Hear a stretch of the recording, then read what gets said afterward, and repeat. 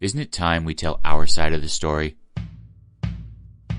I'm Patrick Corelchi. And I'm Adriana Cortez, and we're the hosts of Red Pilled America, a new storytelling podcast. Red Pilled America is not another talk show covering the day's news.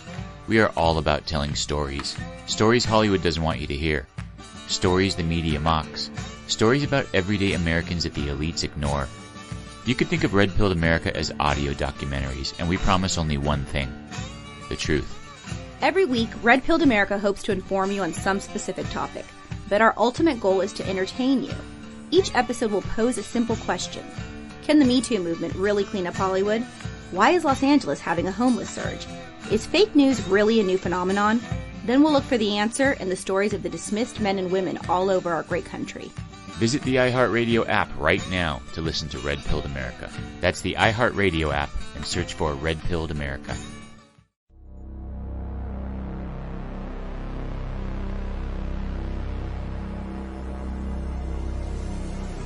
Nerds and geeks, hold on to your seats because it's about to go down. Welcome to Nerdorama, the voice of the Nerd Nation. I'm Mo Kelly, he's Tawala Sharp, and together we bring you your daily dose of nerd news, analysis, and conversations with the best and brightest of the Nerdverse.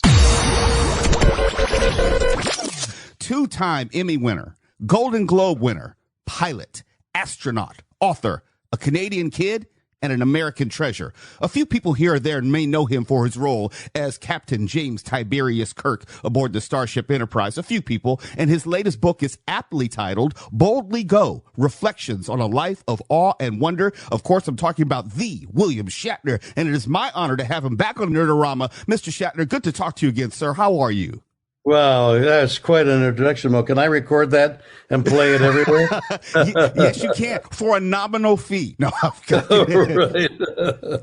Most people slow down, or at least seemingly slow down, and entertain fewer obligations as we get older, but you seem to be speeding up. You're riding on a rocket, you write a memoir. My question is not where do you find the time, but where do you find the desire?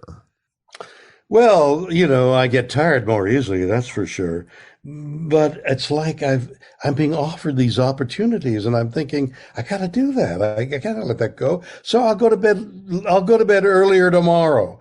I'll watch the ball game from bed tomorrow. It's just, I'm offered the opportunities, and it's be criminal to turn it down. Why would I want to turn down, going, 60 feet underwater and visiting with tiger sharks that could eat you with one gun?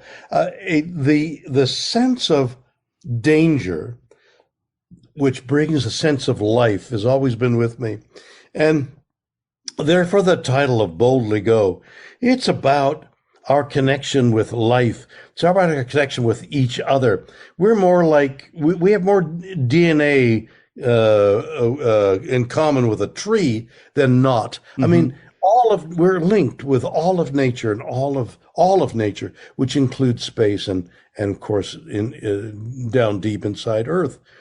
So that's the adventure I'm pursuing, and that's the adventure I'm outlining in the book Boldly Go. Something I noticed, and tell me if I'm wrong, as I was reading your new memoir, Boldly Go, Reflections on a Life of Awe and Wonder, I felt this spirit of humility. You thirst more than ever for knowledge, but to your point, talking about swimming with the sharks, you're intentional in confronting what you would call your fears. What is it about confronting your fears at this point in life is important to you? Well, I think that generally we're afraid of things that we don't need to be afraid of. Now, for example, in the case of sharks, they'll eat you. And I watched these Bahamian divers just take an 18-foot tiger shark and push them aside. I watched them. I was 10 feet away. In great fear and great awe, and wondering whether I should get the heck out of there. But there was, with their skills, there wasn't that hysterical need to be afraid as one does when there are sharks around. What I'm trying to say is we're afraid more times than we need to be. Mm-hmm. We take the adventure, step outside, and keep going because, Mo, it's over very quickly. And don't miss an adventure if you can. You say it's over very quickly, but there is something that's very vibrant about you. I understand the sense of urgency, but there's this vibrant nature about you. And as I was also reading in your book, I noticed the book was less about you and more about us, as in being better caretakers of this world and better caretakers of one another. You've seen a lot of change in this world in your 91 years. What does the world from where you sit need more of or need a little less of? Well, so much of everything, but 60 years ago, I read The Silent Spring by Rachel Carson, and she outlined what's happening now in global warming. So we're at a position now, and I can't believe it just has driven me and everybody else crazy that it's taken so long for generally people, let alone our authority figures, to come to the conclusion, all right, there's global warming. Oh, look at that. A once in 1,000-year storm has hit our country, and but it won't happen for another 1,000 years. Wrong. That storm of once in 1,000 years that hit Florida is going to hit again, maybe this year, let alone next year. It isn't 1,000. This is the new norm. And that's the result of global warming. And I saw that so clearly when I came back from space, how precious and how fragile we are. And the book is about that as well, our connection and how brief our connection is. It's up to us to take those few years that we have, make them work for us, but also realize that we leave our garbage behind, and we've got to deal with our garbage and everybody else's garbage in order to prepare the world for our children. The final chapter of Boldly Go is titled When I'm Gone. And you talk about, and you've kind of made some reference to it, your acute awareness of your own mortality, and you are very transparent. And I want to quote you from the book. You say, quote, I am terrified of it. I am scared to death of death. I don't have the certitude of knowing what comes next, close quote. What would you like your legacy to be, or is everything you hope to say in this memoir? No. Wrote a song that's in this concert I gave at Kennedy Center. One of the songs that we wrote, my team, Robert Chernow and I wrote, was called I Want to Be a Tree.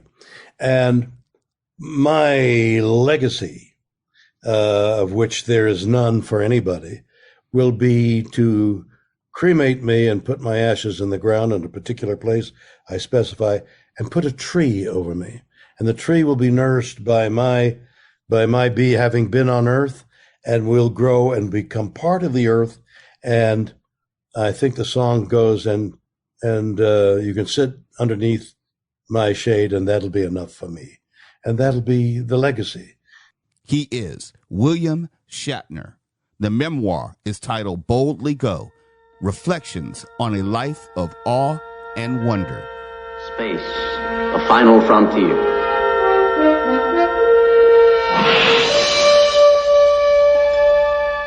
These are the voyages of the starship Enterprise.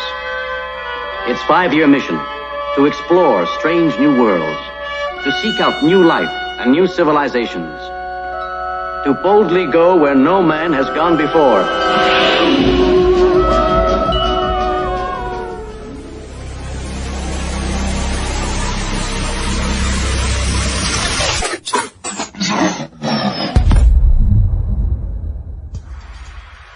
Hey guys, Mo Kelly here. The new daily Nerdorama podcast is featured on iHeartRadio. Be sure to subscribe to the podcast feed to get your daily dose of nerd news. Also available on iTunes, Spreaker, and all the top podcasting apps. It's free and perfect for everyone in your nerd family. Nerdorama is produced by Tuala Sharp and continues to be a segment on The Mo Kelly Show. weekends on KFI Los Angeles. Hit us up on Facebook, Twitter, and Instagram at Nerdorama News. Until next time, keep it comic.